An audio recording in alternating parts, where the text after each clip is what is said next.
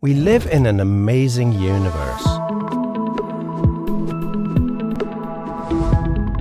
Have you ever wondered why it exists?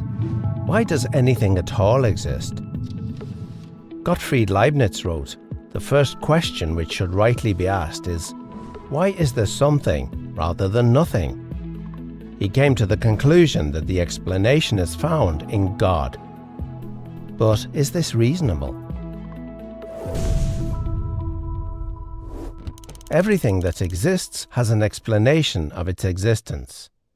If the universe has an explanation of its existence, that explanation is God. The universe exists. From these, it follows logically that the explanation of the universe's existence is God. The logic of this argument is airtight. If the three premises are true, the conclusion is unavoidable. But are they more plausibly true than false? The third premise is undeniable for anyone seeking truth. But what about the first premise? Why not say, the universe is just there, and that's all? No explanation needed. End of discussion. Well, imagine you and a friend are hiking in the woods and come across a shiny sphere lying on the ground. You would, naturally, wonder how it came to be there.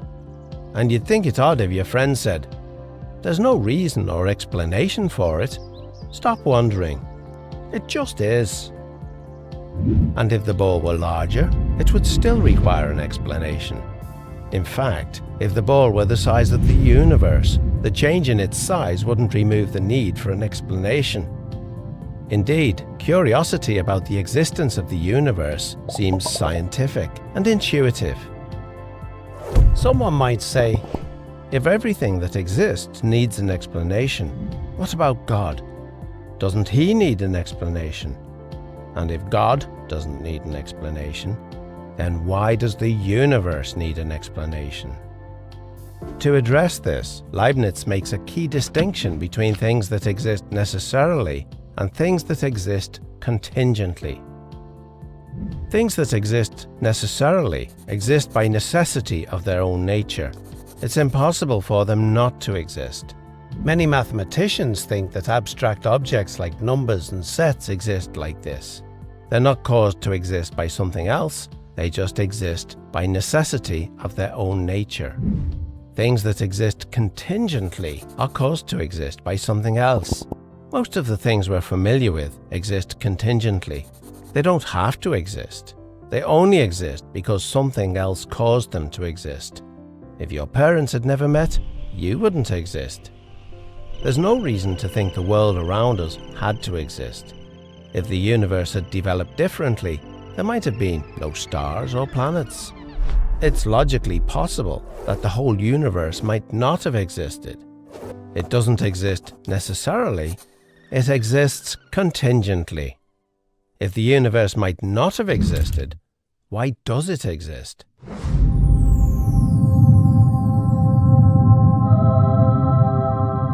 The only adequate explanation for the existence of a contingent universe is that its existence rests on a non-contingent being, something that cannot not exist because of the necessity of its own nature. It would exist no matter what. So, everything that exists has an explanation of its existence, either in the necessity of its own nature or in an external cause. But what about our second premise? Is it reasonable to call the explanation of the universe God? Well, what is the universe?